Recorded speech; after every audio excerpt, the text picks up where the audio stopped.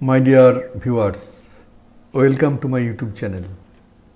Today we shall discuss about a simple overview of modulation of high frequency and how a modulated carrier signal is produced with a view to protect a transmission line through carrier current protection by phase comparison method.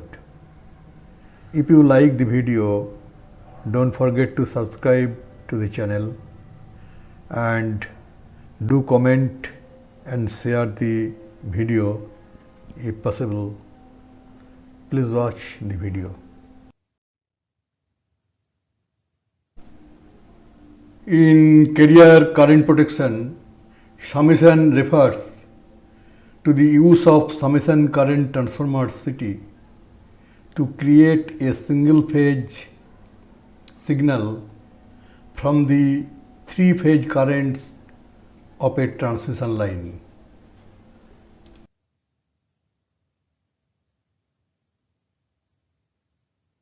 The three secondary currents from the CTs are fed into a summation network which produces a single 50 Hz output signal which is fed into a modulator.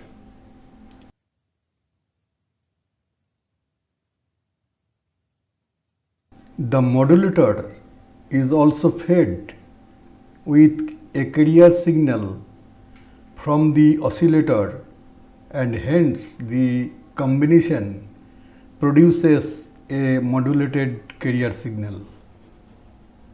It can be seen a carrier signal is transmitted only during the positive half cycle of the current wave.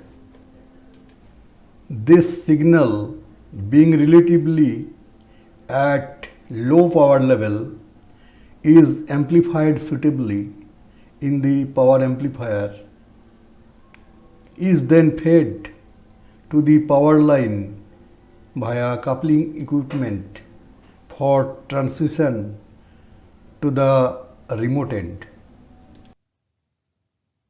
Similarly, the carrier signal is received via coupling equipment and separated from other carrier signals by means of a narrow band pass filter, after which it is amplified in the receive amplifier and then supplied to the comparator.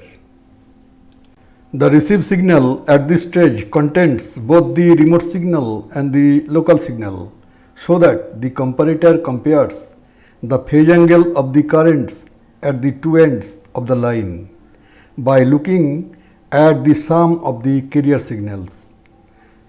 The output of the comparator, if so issued, is fed into the tripping relay.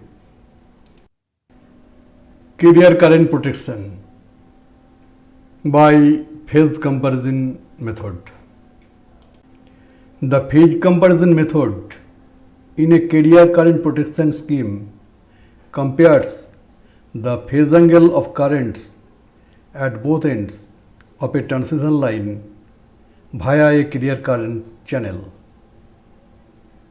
During normal operation or external faults, the currents are in phase at both ends and the carrier signal is blocked.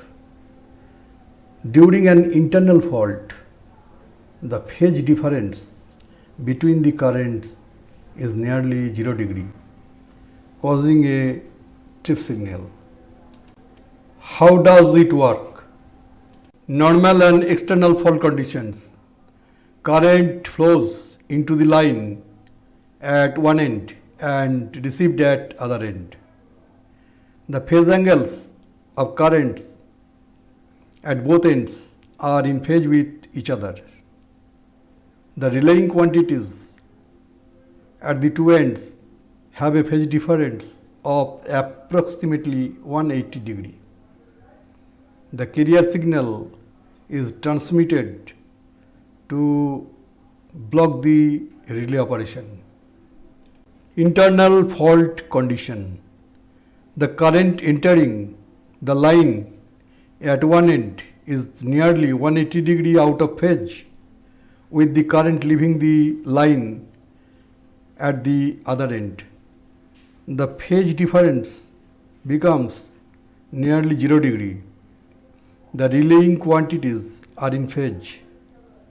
The carrier signal is received and the relay is tripped. In the phase comparison methods, signals are sent from each end of the line and received at other end. This type of high frequency signal is achieved by the process of modulation. When there is no fault or external fault, the signal is sent for alternate half cycle from each end A and B, which results in continuous signal over the line AB, half cycle from one end and remaining half from other.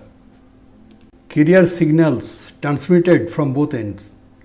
For external faults, the effect produced by the sum of these two signals is similar to that obtained when a continuous high frequency carrier is available on the line, and the protection is designed to remain stable under this condition.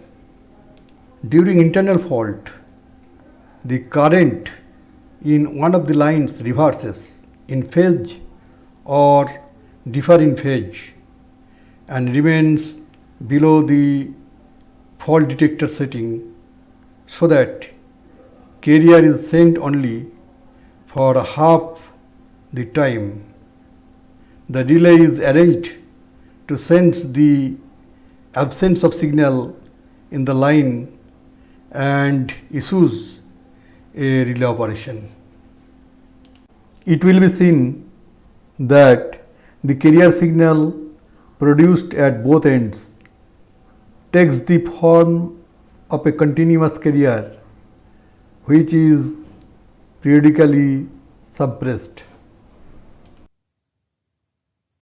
Here AB line is protected by carrier protection scheme, and there are circuit breakers at A and B and with the extended line also.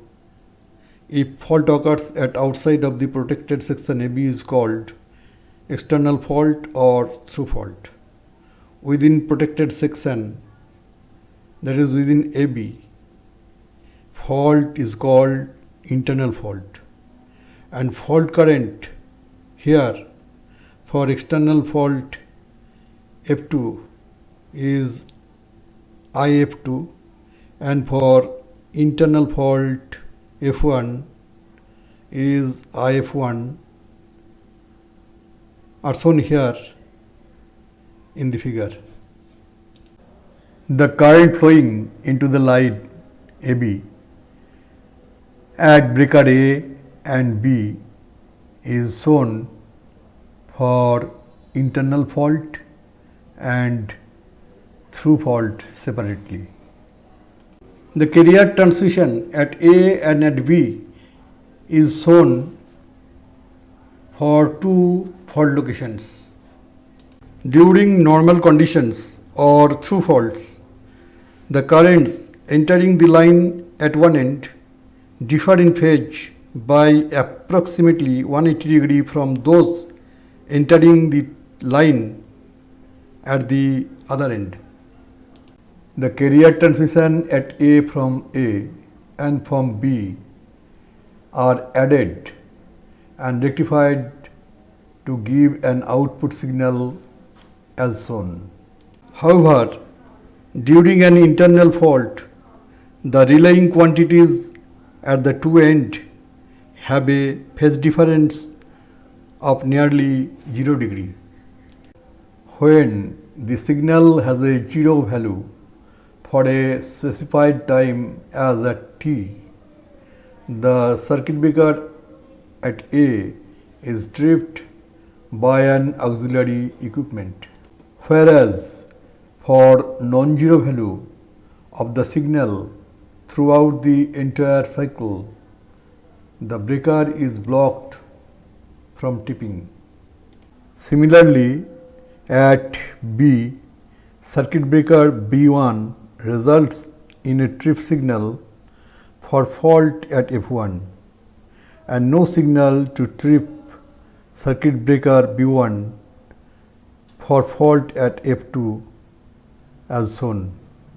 So far, fault between A and B, both the circuit breakers at A and B1 of B trip, whereas for fault at outside AB, no circuit breakers at A and B B1 trip, only circuit breaker B2 will trip. It may be noted that with this phase comparison arrangement, a trip signal is available with a fault in the section, but none is available if the fault is exterior. So, this was the working principle of a carrier current protection by phase comparison method for protection of a transmission line. Thank you for watching this video.